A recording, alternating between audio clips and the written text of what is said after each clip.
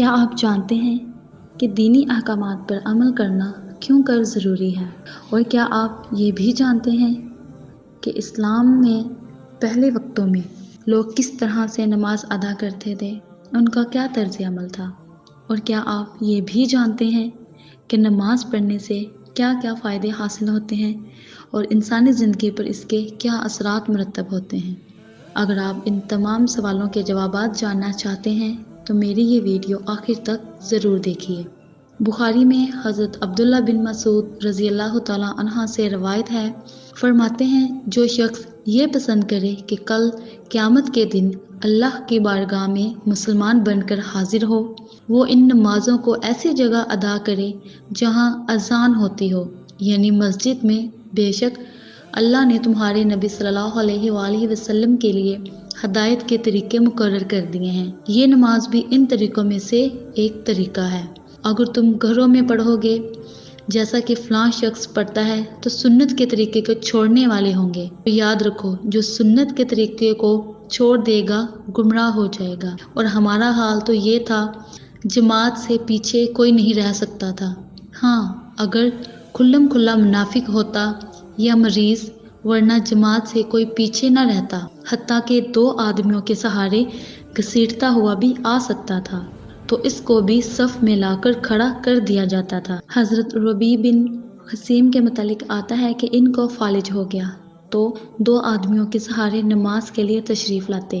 ان سے لوگ کہتے آپ تو معذور ہیں، گھر میں پڑھا کریں۔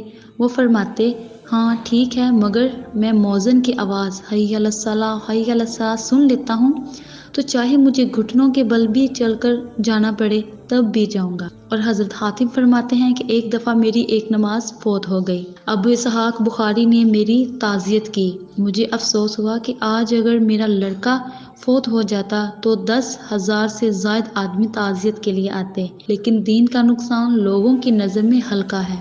عمر بن فرماتے ہیں حضرت عمر رضی اللہ تعالیٰ عنہ ایک مرتبہ باغ کی طرف گئے، واپس آئے تو نماز عصر قضا ہو گئی۔ آپ نے فرمایا انا للہ و انا الیہ راجعون۔ اس پر فرمایا میری جماعت کے فوت ہونے پر میں تمہیں گواہ بنا کر کفارہ کے طور پر یہ باغ مسکینوں کے لیے وقف کرتا ہوں، اور یہ باغ کھجور کا تھا۔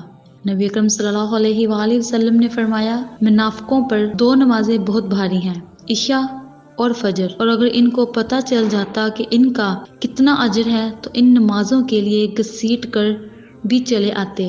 ابن عمر فرماتے ہیں جب کوئی شخص عشاء اور فجر کی نماز سے پیچھے رہ جاتا تھا تو ہم گمان کر لیتے کہ شاید یہ منافق ہو گیا ہے۔ عبید اللہ بن عمر کواری سے روایت ہے کہ کہتے ہیں میری عشاء اور فجر کی نماز کبھی فوت نہیں ہوئی تھی۔ ایک رات میرے مہمان آ گئے، ان کی مشغولی کی وجہ سے میری عشاء کی نماز فوت ہو گئی۔ میں بصرہ کی گلیوں میں نکلا کہ کہیں جماعت مل جائے، مگر مساجد بند ہو چکی تھی۔ پھر میں نے گھر آ کر اس حدیث کے مطابق کہ جس میں آتا ہے کہ جماعت کی نماز 27 گنا زیادہ درجہ رکھتی ہے، تو میں نے فوت شدہ نماز کو 27 مرتبہ پڑھا اور سو گیا۔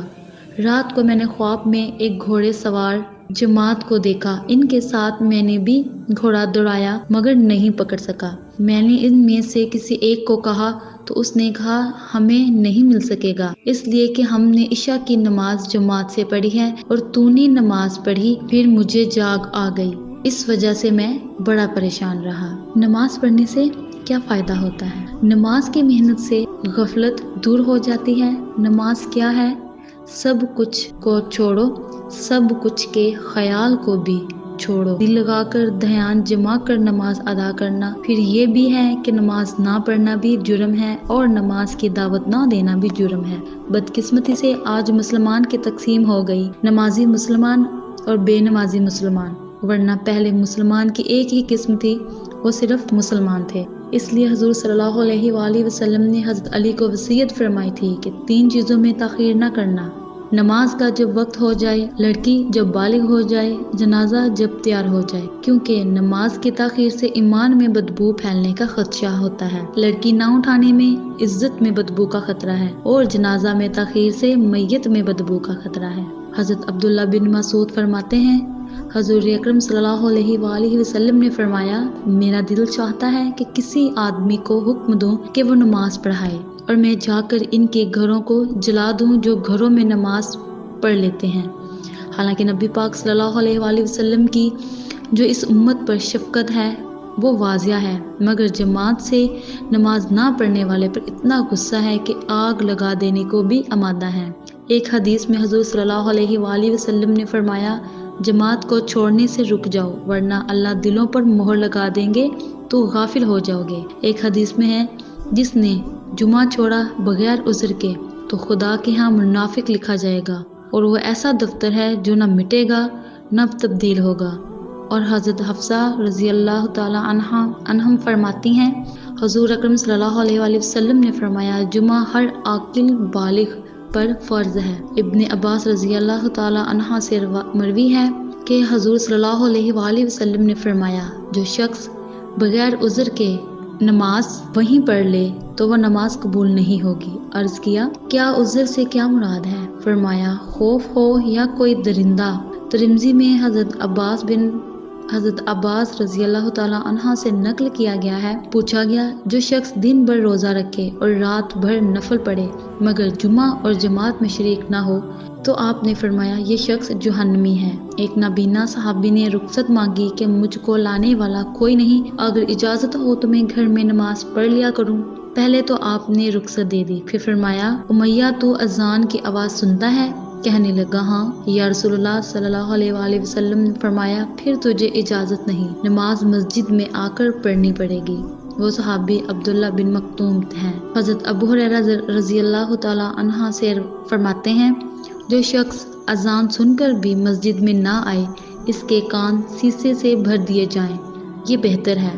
حضرت علی بن طالب فرماتے ہیں کہ جو شخص اذان کی آواز سنے مسجد کا پڑوسی ہو تو اس کی نماز مسجد کے علاوہ ہوگی بھی نہیں، مقصد ہے قبول نہ ہوگی۔ حضرت عبداللہ بن مسعود فرماتے ہیں، جو شخص یہ چاہے کہ کل قیامت کے دن مسلمان بن کر اللہ کی بارگاہ میں حاضر ہو تو اسے چاہیے کہ پانچوں نمازوں کو ایسی جگہ ادا کرنے کا اہتمام کرے جہاں اذان ہوتی ہو، یعنی مسجد میں، کیونکہ تمہارے لیے اللہ نے اپنے نبی کی سنتوں کو مشروع فرمایا، اور اگر تم نے نبی کی سنتوں کو چھوڑا تم گمراہ ہو۔ ایک حدیث میں یہ ہے، جو شخص اچھی طرح وضو کرے پھر مسجد کی طرف چلے اور ہر قدم کے بدلے اس کو نیکی لکھی جائے گی، اور ہر قدم کے بدلے گناہ معاف ہوگا، اور رحمت کے فرشتے اس کی مغفرت کی دعا کرتے رہیں گے جب تک وہ مسجد میں باوضو بیٹھا رہے گا۔ ایک حدیث میں حضور صلی اللہ علیہ وآلہ وسلم نے فرمایا، کیا میں تمہیں درجات کو بڑھانے والی اور گناہوں کو مٹانے والی چیز نہ بتاؤں؟ صحابہ نے عرض کیا، ضرور بتائیں یا رسول اللہ صلی اللہ علیہ وآلہ وسلم نے فرمایا، وضو کرنا مشقت کے وقت اور چل کر آنا مسجد کی طرف اور نماز کا انتظار کرنا، یہ رباط ہے، یعنی جتنا ثواب اللہ مجاہد کو اسلامی سرحد کی چوکیداری کا عطا فرمائیں گے اتنا ہی اس نماز کا انتظار کرنے والے کو عطا فرمائیں گے۔ ہماری دلی دعا ہے کہ اللہ پاک ہم سب مسلمانوں کو نماز قائم کرنے کی توفیق عطا فرمائے، آمین۔ معزز سامعین، میں امید کرتی ہوں کہ میری آج کی اس ویڈیو میں آپ بہت کچھ سیکھیں گے۔ اگر آپ کو یہ ویڈیو پسند آئے تو ہمارے چینل کو لائک، سبسکرائب اور شیئر کرنا مت بھولیے گا، اور ساتھ ساتھ بیل آئیکن پر بھی کلک کریں تاکہ میری ہر نئی آنے والی ویڈیو کا نوٹیفیکیشن آپ کو آپ کی اسکرین پر ملے۔ مجھے اجازت دیجیے، اللہ حافظ۔